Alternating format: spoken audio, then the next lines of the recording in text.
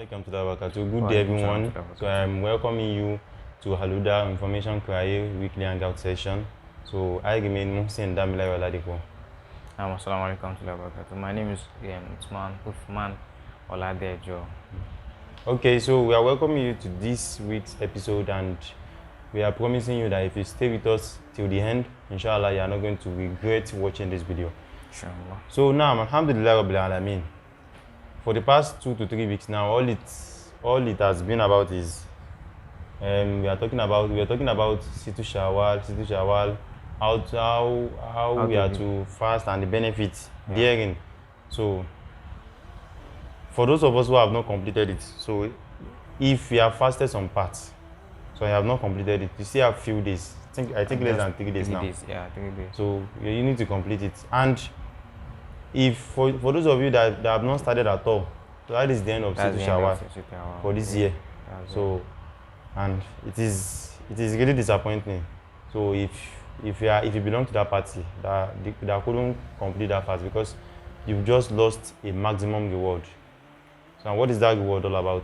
So we talk about a reward whereby the Prophet Muhammad was saying, whoever fasts Ramadan completely and then follows it with 6 days fasting of Shawwal, it is equivalent to fasting for your whole year. Yeah. So imagine, can you fast for your whole year, Brother Osman? It is impossible. Now it's impossible. That question is even too much. Let us pick it up. Can you even fast for a week completely without having anything doing? That Ramadan, if it is not that it is a common or it is general and it's compulsory for us, I'm very sure a lot of people will fast. So now imagine, it's not easy. Now imagine we cannot even fast or remember they just Monday and Thursdays fasting. Now imagine you now have an opportunity to get a reward that you fasted for a whole year. So if you haven't fasted your Situ Shawwal, your problem is that you are not dedicated. Yes, that is because for you to have fasted Ramadan completely without any issue, that is dedication. So how many is now 6 that you can't even fast anymore? So that means you are not dedicated to it. That's just your problem. May Allah forgive us all, because that is just the fact. When you ask a lot of people, some people will be like, I'm not feeling fine, I'm having a headache, my stomach, ulcer, this thing. All of these complaints, you were able to set them aside during Ramadan, and you were able to complete your 6 days, your 30 days fasting. What's that thing that made you why fast? can't you just sacrifice it for this time also? So may Allah forgive us. So just take note of it in case of next time. And also, it is not the end. We still have a lot of fasting you can engage in. We still have the regular Mondays and Thursdays fasting.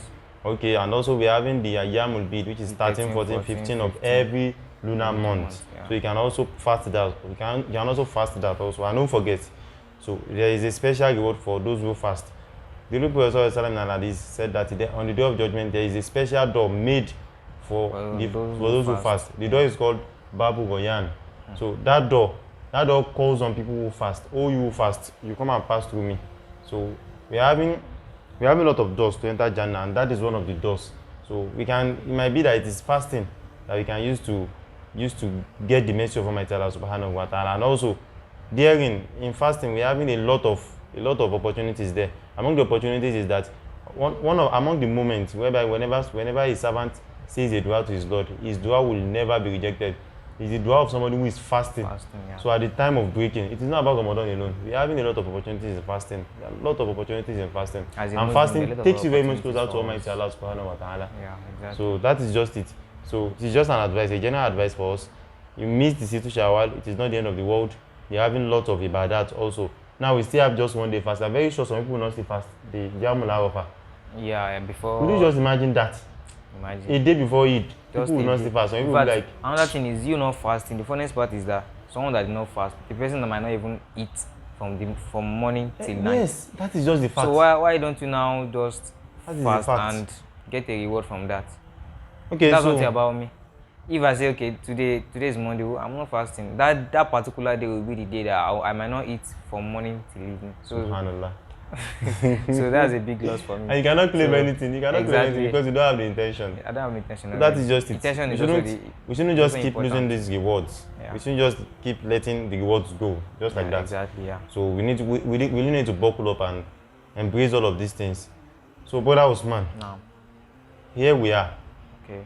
By next week Thursday, before next week Thursday, we would have left Shawwal, and you would have been in a special month. So Allah subhanahu wa ta'ala was saying in Surah Tawbah, when he was telling the Prophet Muhammad to tell us, he was telling him that the numbers of months from Allah subhanahu wa ta'ala, the day he has created the heaven and the earth, is 12. Also, he added that among these 12 months, we are having 4 months there, which are very special. What is the speciality of this month? Number one is that the speciality of this month is that you must not partake in any evil deed, because whatever evil deed you do, you partake in this in those months, yeah. you get double reward in normal months. You get double sins in normal months.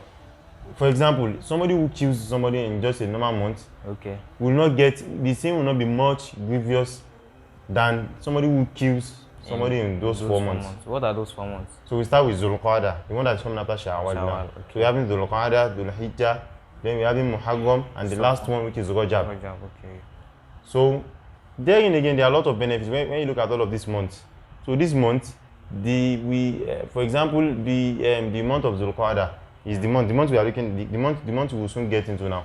So that month is that month that people who are going to Hajj prepare for Hajj. Even some people, there are information that some people start going to move to Hajj this weekend. They'll start going. So it's just that way. So the simple advice for every one of us at home is that we're in a sacred month. We should try every of our possible best to ensure that we stay away from sins. We should stay away from sins in every possible best, and also increase our ibadat. Because for you to know how sacred these months are, in this month, the Prophet Muhammad during his time, they don't fight any battle during this month. They don't fight any battle at all. If you want to fight with them, even they fought in Ramadan, but they did not fight in all of these months, unless in some cases whereby they were ambushed. Maybe some people came to attack them, the Muslims in their vicinity, and they have to fight back. But on the normal day, the Muslims don't go out to fight in this month. So an example is when the Meccans, when they requested that the Prophet should fight with them in a specific month, in one of these months, and the Prophet told them that they would have to wait till this sacred month is gone. So that shows how much sacred this month is. Yeah. So what do you need to add to it? Advice as regards this month for the people at home again? Okay, I don't have much to add, though you've said it all. So what I just need to tell you guys, just as you have said earlier, just to try to increase your ibadat. And for you to increase your ibadat, I think ibadat increases iman. Iman increases ibadat. Iman increases ibadat. So you have to increase your. They both increase themselves. Because if you are not doing ibadah with a clean heart, then you soon get fed up. Yeah, and intention. So I said it all. Just try and make sure your ibadat, you increase your iman and increase your ibadat, vice versa. So so that's just what I have for you. I don't have much. I said it all already. So just try and do your best. Actually, it is not something that is easy, but just start from somewhere, and inshallah Allah will make it easy for us all. Amen. So it is also an opportunity for you to increase your spirituality with Almighty Allah subhanahu wa ta'ala, because when you partake in more ibadat in this month specifically, even when you partake in much more ibadat on a normal day, then your spirituality, your closeness with Almighty Allah subhanahu wa ta'ala will increase. And this is an opportunity for you to increase your spirituality with Almighty Allah again. So when you partake in much more ibadat and leave sins, as regards of being scared of this sacred month, so then your spirituality, increasing spirituality automatically leads to increase in closeness to Almighty Allah subhanahu wa ta'ala. And increase in closeness to Almighty Allah subhanahu wa ta'ala will lead to all of your dua getting accepted so fast that you just be like, if he says dua like this, his duas get accepted, people will start doubting you. Yeah, that is just the way it is. And another thing is, let's increase the way at which we do istighfar. Yes. So that way to Allah can, when someone has been forgiven, like Allah will bless the person. Allah subhanahu wa ta'ala, in majority of the verses in the Holy Quran, he will always accompany the word Ghafurun with Rahim, meaning that after he has forgiven you, he will still be merciful to you. So that's Allah subhanahu wa ta'ala. So yes, that is also one of the things we have to take note of, istighfar, partaking much more istighfar. So alhamdulillah rabbil alamin. So also tomorrow is Friday, Yawmul Jumu'ah. So it is a day that has lots of benefit in it. That is the last part of today's anger session. Okay. So we really need to make use of every opportunity that comes our way. So tomorrow is Friday, and Friday is a sacred day also. So there are a lot of ibadat we do there. Starting from before you leave your home, you cut your fingers, take away your ears from those special places. Yeah. I'm very sure we all know those special places. Exactly. And also before leaving home, if you know that you might not get the chance to take your bath before going to Juma, take that bath and accompany. What I'm trying to say is that if possible, maybe let's say because you're in a school area though, so let's say for example you have a class maybe, or should I say class or test maybe earlier before Juma, maybe like 7 o'clock, and you know when you get there it will be easy for you to come back home. That's what I'm trying to say. So you can just have your bath just before going. Accompanying with your normal bath. Exactly. Accompanying with it before going. Not that when you now get there, it will now meet you. How do I put it? It won't allow you to take your normal bath. So that is just it. So, and also one of the major things people used to forget to do on Yawmul Juma is the recitation of Surah Al-Kahf. So and what I sense that will be the major cause is because people always forget. Procrastination. People always procrastinate. That after Juma. I'll read it after Juma. Even it is even the best for you to recite it. Let them say the best, but it is very good for you to recite it after Salatul Subhi. Even recitation of Salatul Kahf starts from tonight. Tonight, the Thursday night, it starts from tonight. So you read it and it ends on Friday's Maghrib. That means we are in Saudi already, because the day of a Muslim starts immediately after Maghrib. So you can start reading your Surah Al-Kahf after your Surah Al-Maghrib. So if you are the type that we have not been reciting it before and we just want to start, so then let us come up with the idea, because there are some people that do say, I think the first 10 and last 10. So don't let us nothing to read. Actually, don't let us take that idea, because it's better, because we are just starting. You know, no matter how good you are before, it is very hard for you to, you are just starting. So it will be when you start with something easy, it might be very easy for you to drop it finally. I don't think you understand what I'm trying to say. So when it's time for you, when you want to start like this, just start by reciting it full. So when you are getting tired, or when you are getting lazy of itself, you just go back to that 10 beginning, 10 last. At least that one is still better. But as you are starting, how do I even put it? You shouldn't start with something that will later make you lazy about it. I don't think you understand what I'm trying to say. So that is just it. So that is about Surah Al-Kahf.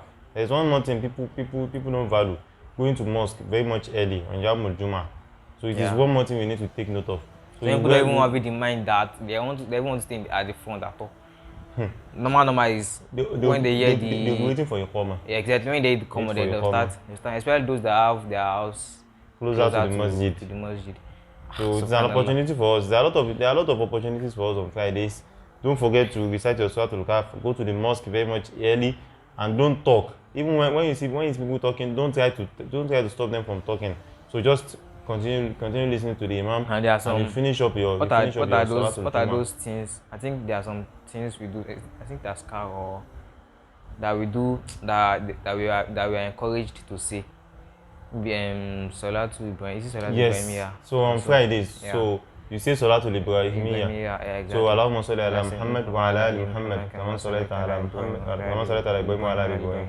Barik ala Muhammad wa ala Muhammad. So you can say the shortened form, like you say Allahumma salli ala Muhammad wa ala ali Muhammad wa sallim. You say it more frequently. Allahumma salli ala Muhammadin wa ala ali Muhammadin wa sallim. So that is just it. And there's a period. Yeah, there's a period on Yawmul Juma. And whenever an hour, it is called an hour. An hour, period. okay, an hour. An hour. So whatever dua that is said in that hour is surely accepted. So, and please, let's make sure that we shouldn't let an hour should go without supplicating or without. Though some scholars are saying the hour is after Salatul Asr, but we should start. Don't let any hour, because I think it is not. It was not clearly said by Holy Prophet Muhammad. Yeah, but so exactly. The scholars agreed with some other proofs saying that it is on Friday. It is after Salatul Asr, but we can start supplicating every hour. So that is what some of majority of the scholars do. They supplicate per hour. They don't let any hour go by without them supplicating. So meet this hour. As you have said now, I think can we start this evening after Salah? Yes, you can start immediately after this solar. You start. Okay, so you can start after Salah. So as not to miss it. So as not to miss it. So don't let any hour to go without saying, even if it is istighfar, just at least say something and ask something from Allah. So may Allah make it easy for us and make it as an act of ibadah and not accept that Allah is ibadah. Yeah. Make it an hujjah for us and not against us. Against us, the day yeah. of judgment. Now you've understood the dua. Don't mind him. Don't mind him. He's always. Don't let me say. Now, is he wife or children that is making you think? Me, I don't have anything. I don't have wife. I don't have children. I don't think now. That's why I'm thinking. Why we just go blank and you don't know anything to say again? So that's it now. So that's it for today. That's it for this week. We don't need to. So some of what we said today is that the first is the City Shawwal and we continue with Zulqa'dah, speciality, the sacredness, and how to deal with it. And Friday etiquette. Yeah, we ended up with that. So that's where we're stopping for today. Since we are done. Yeah, so, now. سبحانك اللهم وبحمدك نشهد أن لا إله إلا أنت نستغفرك ونتوب إليك. السلام عليكم ورحمة الله وبركاته.